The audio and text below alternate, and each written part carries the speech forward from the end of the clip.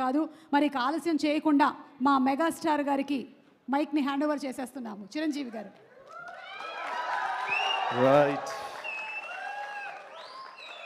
Thank you.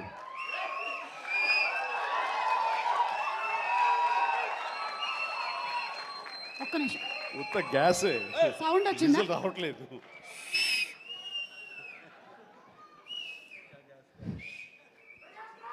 చాలా సరదాగా జరుగుతున్న ఈ వేడుకలో పాలు పంచుకున్నందుకు చాలా ఆనందంగా ఉంది. విచ్చేసిన ఆహ్వానితులకు, మీడియా మిత్రులకు, ఇతర కళాభిమానులకు, అలాగే బ్రహ్మ ఆనందం చిత్ర యూనిట్ సభ్యులకు, నటీనటులకు అందరికీ నమస్కారం. సుమాయిట్రా ఇక్కడే ఉన్నానండి సార్. సార్ లండన్ పేమెంట్ పంపలేదే అంటే ఈరోజు మొన్నడు లైలా కూడా పంపలేదు. ఇద్దరి మధ్య అండర్స్టాండింగ్ అండి. తనకు వెళ్ళే చోట నా గురించి చెప్పుద్ది, నేను వెళ్ళే చోట తన గురించి చెప్తాం. ఆ రకంగా ఒకళ్ళు కోఆపరేట్ చేసుకుంటూ వచ్చి మొత్తంలో పంచుకుంటాం. అది వేరే విషయం. 2 ఈవెంట్స్ నుంచి నువ్వు పంపట్లేదు సార్. అది యాక్చువల్లీ అనిల్ రావు ఇక మీద ఎక్కడ చెప్పను, అలాగే నా గురించి అక్కడ చెప్పద్దు. Okay sir. అనిల్ అంతే, మొన్న వచ్చాడు, ఇప్పుడు వచ్చాడు, ఇవ్వాల్సి ఇవ్వలేదు కమిషన్. ఇప్పుడు మన ముగ్గురే దొరికాం కదా ఎవరికైనా ఫంక్షన్లు పిలవడానికి. అందుకు నీ మీద న్యాయంగా ఉందామా సార్? నువ్వు మూట తప్పద్దు, సారీ మాట తప్పద్దు. రైట్. అంటే మొన్న ఆ ఫంక్షన్కి వెళ్ళాము, మళ్ళీ ఈ ఫంక్షన్కి నేను తప్ప ఎవరు లేరా అని మీకు అనిపించవచ్చు.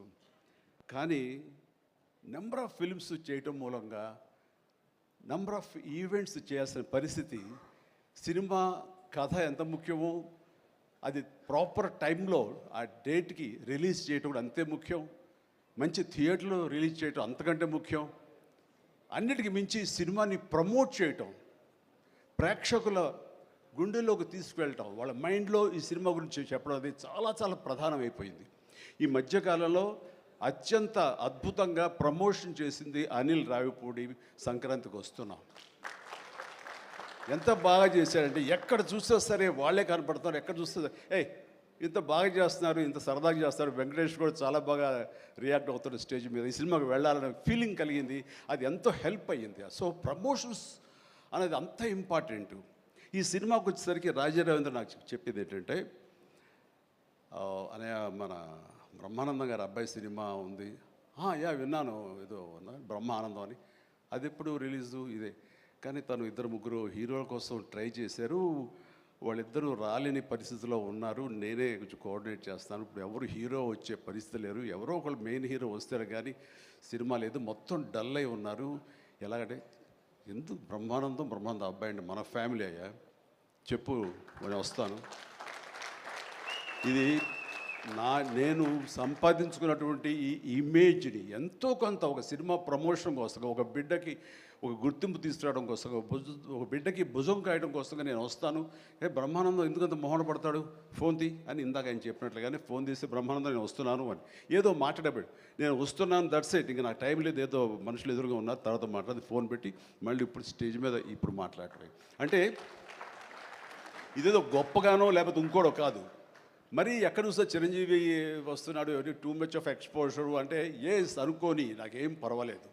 నా ఇమేజ్, నా మాటకి నమ్మి కొంతమంది సినిమా బాగుంటే చెప్తాడు, ఈ సినిమాని చూడమని చెప్తున్నాడు అని ప్రేక్షకుల్లో ఆ గుడ్ విల్ ఉంది. కాబట్టి ఆ గుడ్ విల్ని, ఆ ఇమేజ్ని వాడి ఒక సినిమాకి, ఒక బిడ్డకి అది భవిష్యత్తుకు ఉపయోగపడుతుంది అనుకుంటే కనుక ఖచ్చితంగా నేను దాన్ని వెచ్చిస్తాను, దాన్ని స్పెండ్ చేస్తాను, దాన్ని ఖర్చు పెడతాను.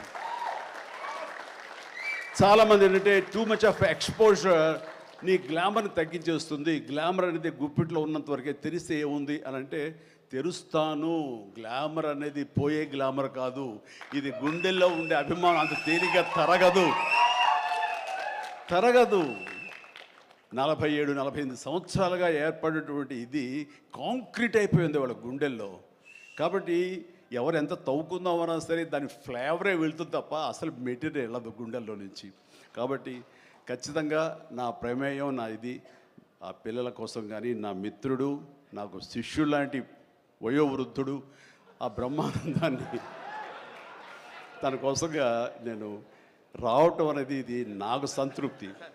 చైల్డ్ ఆర్టిస్ట్గా ఎవరి అబ్బాయి చైల్డ్ ఆర్టిస్ట్గా ఇస్తానన్నాడు. అవును. నేను కుర్రోడు వచ్చి డిస్టర్బ్ చేయొద్దు ప్లీజ్, మాట్లాడు సీరియస్గా మాట్లాడతాను. ఏమంటే ఈ చంటబ్బాయి షూటింగ్ జరుగుతుండగా మనందరం బ్రహ్మానందం ఈ సినిమా గురించి మాట్లాడుకోవాలి, కానీ ఇక్కడ ఉన్న ఆత్మీయత ఆప్యాయత ఈ ఆత్మీయులు చూస్తుంటే కనుక గతం గుర్తుకొస్తుంది, చెప్పకుండా ఉండలేకపోతున్నాను. అండ్ చంటబ్బాయి షూటింగ్ జరుగుతుండగా నేను ఇందాక చెప్పాడు కదా ఇట్లాంటి హీరో అని కాను నేనంటూ చార్లీ చాప్లిన్ గెటప్ వేసుకుని ఒక దిమ్మ మీద ఉంటుంది. అక్కడ అసలు టెన్షన్గా ఉంది, ఎందుకంటే అది చిన్న కోన్ షేప్లో ఉంటుంది. అక్కడ నిలబడి డ్యాన్స్ చేస్తున్నాను, జంజాల్ గారు చూస్తున్నారు. ఎవడో ఒకడు ఇక్కడ ఉండి ఎర్రిమోహం వేసుకుని విజిల్ వేసేసి అన్నాడు. చాలా డిస్టర్బెన్స్ కనిపిస్తుంది ఎదురుగా ఉండి. ఎవరది పంపించండి అన్నాడు. వెళ్ళి బ్రహ్మానందం జంజాల్ గారు వెనక్కి వచ్చావయ్యా అని వెళ్ళాడు. సరే ఏమనుకున్నా అయిపోయింది, షార్ట్ అయిపోయింది. సార్ ఎవరో కాదండి అత్తిలో లెక్చర్గా పనిచేస్తున్నాడు, పేరు బ్రహ్మానందం అని.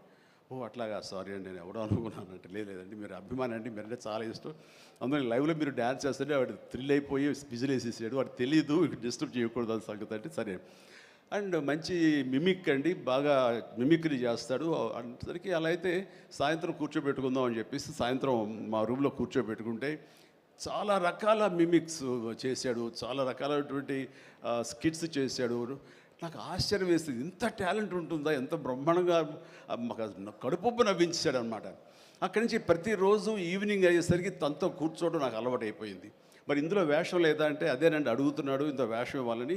ఏదో చిన్న క్యారెక్టర్ ఏదో ఇచ్చాను నేను, అది ఇంకా సినిమా రిలీజ్ అయ్యే పరిస్థితి లేదు. అండ్ ఇక్కడే షూటింగ్ దగ్గర జరుగుతుంది కదా రా అని పిలిచారంటే మనకు సరదాగా కాసేపు టైం స్పెండ్ చేయొచ్చు, కానీ ఒక క్యారెక్టర్ ఇవ్వండి అంటే ఇస్తాను సార్, ఒక రన్నింగ్ క్యారెక్టర్ ఉంది సినిమా అంతా, అది ఇస్తాను అన్న. ఆశ్చర్యపోయాడు, నాకు రన్నింగ్ క్యారెక్టర్ ఈ సినిమా ఓ అనుకున్నాడు. అది సరిగ్గా నేను కూడా నమ్మాను, రన్నింగ్ క్యారెక్టర్ ఆయన చాలా చతురుడు జంజాల గారు. సో షార్ట్ పెట్టారు. ఫోర్గ్రౌండ్లో రామకృష్ణ బీచ్కి యువతల వైపు, రామకృష్ణ బీచ్ ఒక 400-500 యార్డ్స్ దూరంలో ఉంటుంది. సముద్రం ఒడ్డు, దాని తర్వాత రోడ్డు తర్వాత యువతల బిల్డింగ్లో మేము. సో నేను ఇంకో క్యారెక్టర్ మాట్లాడుకుంటుంటాం. ఆ మనిషికి ఎర్రటి చొక్కా వేశారండి, ఎరుపు చొక్కా. దూరంగా వెళ్ళండి బ్రహ్మానందం గారు, మీరు వెళ్ళి పరిగెత్తుకుంటూ రెండు యాక్షన్ చెప్పిన తర్వాత ఇక్కడికి ఆగండి అని ఏదో మార్క్ వేశారు. అక్కడికి వచ్చి అమ్మయ్య అని ఏదో డైలాగ్ చెప్పండి అన్నారు. అలాగే సార్ యాక్షన్ అన్నారు. బ్రహ్మానందం పరిగెత్తుకుంటూ వస్తున్నాడు. ఈలోగా మేము చేసిన సీన్ మేము చేసిన తర్వాత కట్ సార్ వెళ్ళిపోదాం అన్నారు. అది ఇంకా వస్తూనే ఉన్నాడు, మేము కెమెరా తీసుకుని వెళ్ళిపోయాం. అక్కడికి వచ్చి ఆగిన తర్వాత ఎవరు లేరు అక్కడ, ఇలా చూస్తాడు ఎరుజుపులు. సార్ అదేంటి సార్ నన్ను రమ్మన్నారు అంత వెళ్ళిపోయారండి సార్, రన్నింగ్ క్యారెక్టర్ అయ్యా ఇది అయిపోయిందిగా అన్నాడు. రన్నింగ్ క్యారెక్టర్ ఇదే సార్, సినిమా అంతా రన్ ఉంటుందేమో అనుకోండి, అంటే త్రౌట్ క్యారెక్టర్ రన్నింగ్ క్యారెక్టర్ అంటాం, అది అనుకున్నాను సార్ అని ఆ చొక్కా రంగు ఏ వేశారో మొహంలో అదే కనిపించింది, ఆ ఎరుపుదనం. ఆయన బహుశా ఆయన మొహం ఎరుపు చేయడం కోసమేమో తెలియదు, ఆ ఎరుపుదనం కోసం ఎర్ర చొక్క వేశారు. అట్లాగా అది మొదలు అక్కడి నుంచి ప్రతిరోజు అతను ఏడిపించడం, మేము సరదాగా రిక్రియేట్ అవ్వడం, రిక్రియేషన్ అతను మాకు. అలా అయిన తర్వాత షెడ్యూల్ అయిపోయిన తర్వాత నాకు అనిపించిందండి, అది ఇక్కడ చెప్పాల్సింది, ఇంత టాలెంట్ ఉన్న మనుషులు ఇట్లాగే ఉండిపోతే ఇక్కడే అణగారిపోతారు, ఇక్కడే కనుమరుగైపోతారు. ఇది చెన్నై తీసుకెళ్తే దెన్ మెడ్రాస్ తీసుకెళ్తే మనతో పాటు ఉంచుకుంటే మనకున్న పరిచయాలకు అందరితో పరిచయం చేస్తే ఇలాంటి టాలెంట్ ఇంత కొత్తదనంగా కామెడీ చేస్తూ అలరిస్తుంటే ఇలాంటి వాళ్ళకి జస్ట్ భుజం చేయూతను అందిస్తే, భుజం కాస్తే కనుక వీళ్ళకి ఎక్కడికో వెళ్ళిపోతారు కదా, ఆ పని ఎందుకు చేయకూడదు, ఎందుకో స్ఫురణకు వచ్చింది. అండ్ జంజాల్ గారు ఇచ్చేవరే, కానీ ఆయనకి లిమిటేషన్స్ ఉంటాయి. బట్ నాకున్న పరిచయాల దృష్ట్యా బ్రహ్మానందం నువ్వు ఇక్కడి నుంచి ఎక్కడ వెళ్ళాలి అని, ఇంకా అత్రి వెళ్ళిపోతాను సార్, మళ్ళీ లీవ్ అయిపోతున్నాను. నువ్వు వెళ్ళలేదు, రేపు పొద్దున్న నాతో పాటు మెడ్రాస్ వస్తావు, ఏమవుతుందంటే ఫ్రెండ్కి చెప్పి లీవ్ ఎక్స్టెండ్ చేయిస్తాను సార్ అని. రేపు నాతో పాటు ఫ్లైట్ ఎక్కాను సార్, బట్టలు తెచ్చుకోలేదు సార్, మెడ్రాస్లో దొరుకుతాయి లేవయ్యరా అని నా మేకప్ మ్యాన్ బోర్డింగ్ పాస్ ఇతనికి ఇచ్చేసేసి ఆ మేకప్ మ్యాన్ వేరే ఫ్లైట్లోనో లేదా వేరే రోజు రమ్మని చెప్పేసి అదే ఫ్లైట్లో నా పక్కన ఎక్కించుకుని నేను తీసుకురావడం. అతను ఫ్లైటు, ఎయిర్పోర్టు ఇవన్నీ కొత్త. సరిగ్గా ఇప్పుడు మీమ్స్లో మొహం పెడతాడు కదండి, ఎరుపు మొహం పెడతాడు కదా, రెడ్ ఫేస్ పెడతాడు కదండి, ఆ రెడ్ ఫేస్ అతనికి త్రోట్ అలా ఫిక్స్ అయిపోయింది. ఆ ఫ్లైట్ ఎక్కడం, ఆ ఎయిర్ హోస్టెస్ చూడటం ఇవన్నీ కలిపి. అండ్ ఆ తర్వాత ఇంటికి ఇంటికి తీసుకెళ్ళాను. అసలు ఒక ట్రాన్స్లో ఉన్నాడని నాకు తర్వాత చెప్తాడు. మా వెళ్ళేసరికి ఈడెవడరా బాబు అసలు ఇంత ఎర్రటి ఫేస్ వేసుకుని వచ్చాడో అని మా తమ్ముళ్ళు ఇద్దరు ఇతను చూసి వింతగా చూడటం, అన్నయ్య వచ్చి మన డైనింగ్ టేబుల్ మీద వీళ్ళు కూర్చోబెడికి భోజనం పెట్టడం, వాటితో పాటు టైం స్పెండ్ చేయటం, ఇవన్నీ చూస్తుండే వాళ్ళకి అన్నయ్యకి ఎంతో నచ్చితేనే కానీ ఒక మనిషిని ఇలాగా దగ్గర దరిచేరడం అని చెప్పేసి అనుకుంటూ వాళ్ళ ఆ రోజు నుంచి ఎక్కడ ఏ 100th ఫంక్షన్ జరిగినా, ఎక్కడ ఏ ముహూర్తాలు జరిగినా, ఎక్కడ ఏ పార్టీలు జరిగినా సరే బ్రహ్మానందాన్ని వెంట వేసుకుని నేను అందరి దగ్గరికి వెళ్ళటం, అక్కడికి వెళ్ళిన తర్వాత పెద్ద పెద్ద ప్రొడక్షన్ హౌసెస్ నిర్మాతలకు పరిచయం చేయటం, బ్రహ్మాండం చేవే అదే బిచ్చే అంటే వెంటనే ఆయన చేసేయటం, వాడికి భలే చేస్తున్నాడయ్యా అని అంటాం.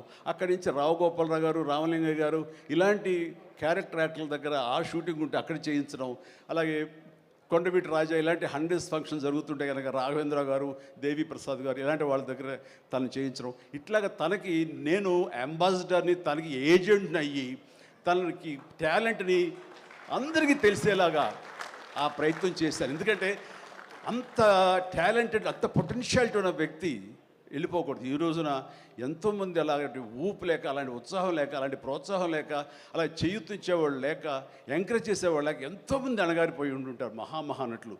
బట్ బ్రహ్మానందన్ అలా కాదని తీసుకొచ్చి చేసినందుకు ఇప్పటికీ మా ఇద్దరి మధ్య ఆ సత్సంబంధం ఉంది, ఆ ప్రేమానురాగాలు ఉన్నాయి, ఆ గురు శిష్యుల అనుబంధం ఉంది. అండ్ అది ఈ రోజున ఇలాంటి గొప్ప ఫీల్డ్లో, ఇంత అద్భుతమైన ఫీల్డ్లో ఇంతగా రాణించి బ్రహ్మానందం అంటే ఒక ఎన్ని రకాల అవార్డులు, Guinness book awards, Padma awards, ఇంకా ఒకటేంటండి ఎన్నెన్నో. ఒకసారి వాళ్ళ ఇంటికి వెళ్తే కనుక ఇంత పెద్ద హాల్ నిండా తనకు వచ్చేటువంటి మెమెంటోస్తో నింపేశాడు. అంటే ఎంత తన చరిత్ర అంతా కనబడుతుంది ఆ రూమ్లో. నాకు ఆశ్చర్యం వేసింది, అద్భుతం అనిపించింది. అలాంటి బ్రహ్మానందం ఇలాంటి ఫీల్డ్లో తన బిడ్డలను కూడా తీసుకురావాలి అంటూ ఈ రోజున రాజా గౌతమ్ 2-3 సినిమాలు చేసినా సరే అవి అంతంతగా అలరించినా సరే, బట్ ఈ సినిమా మళ్ళీ మనకు ప్రయత్నం చేస్తున్నప్పుడు బ్రహ్మానందంతో పాటు మరొక ఇంట్లో వ్యక్తిగా దానికి రావాలి, ఈ సభకు రావాలి, దీనికి 10 మందికి తెలిసొచ్చేలాగా మన వంతు ప్రయత్నం చేయాలి అని. ఆ తర్వాత దీని డైరెక్టర్ నిఖిల్, ఈ యంగ్స్టర్స్ యొక్క థాట్స్ చాలా ఫ్రెష్గా ఉంటాయి. ఇలాంటి ఫ్రెష్ థాట్స్, ఇలా మోడర్న్ టేకింగ్ తోటి వాళ్ళు ఖచ్చితంగా జనం పల్స్ బాగా తెలిసిన వాళ్ళు కాబట్టి వాళ్ళు తీయాల్సిన విధంగా ఇది అద్భుతంగా తీస్తారని, సరిగ్గా February 14th ఈ సినిమా వస్తుంది, అలరిస్తున్న ప్రగాఢమైన నమ్మకం నాకుంది. కాబట్టి ఈ సినిమాని డైరెక్ట్ చేసినటువంటి నిఖిల్కి, అలాగే రాహుల్కి నిర్మాతకి, అండ్ మిగతా సభ్యులందరూ ఎవరైతే ఉన్నారో టెక్నీషియన్స్, మన సార్ పేరున మ్యూజిక్ డైరెక్టరు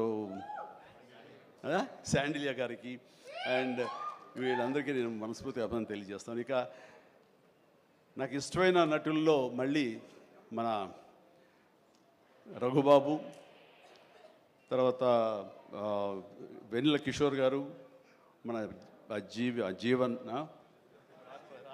రాజీవ్ అండ్ వీళ్ళు ఇందులో ఈ సినిమాలు ఉండటం అనేది మామూలు సినిమా కాదు, చాలా పెద్ద సినిమా అన్న భావం కలిగింది. అండ్ ఖచ్చితంగా వాళ్ళందరి సపోర్టు ఈ సినిమా ఒక నిండుదనాన్ని తీసుకొచ్చిందని నేను భావిస్తున్నాను. అండ్ ఇంతమంది ఉంటే కనుక ఖచ్చితంగా ఈ సినిమాకి వెళ్ళాలి అనే భావం కూడా ప్రతి ప్రేక్షకుడికి కలుగుతుంది. దానికి అంత సపోర్ట్ చేసి ఆడియన్స్ని థియేటర్కి రాబట్టేంత కెపాసిటీ ఉన్నటువంటి అద్భుతమైన నటులు రాజీవ్ కానీ, మన బ్రహ్మానందం, మన రఘు కానివ్వండి, అలాగే వెన్నెల కిషోర్. సో వీళ్ళందరూ ఉండడం అనేది చూస్తుంటే అత్యద్భుతం. అలాగే ఇంకా అమ్మాయిల పేర్లు మర్చిపోతానంటే రాసుకున్నాను.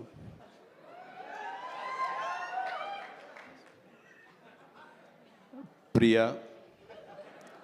ఐశ్వర్య, ద్వివేజ, ముగ్గురు బాగున్నారమ్మా. ఎవరు అంటే అనిల్ నన్నుగా చెప్పేవాడే. సో మీరందరూ కూడా ఇందులో చక్కగా చేస్తుంటారని అనుకుంటున్నాను.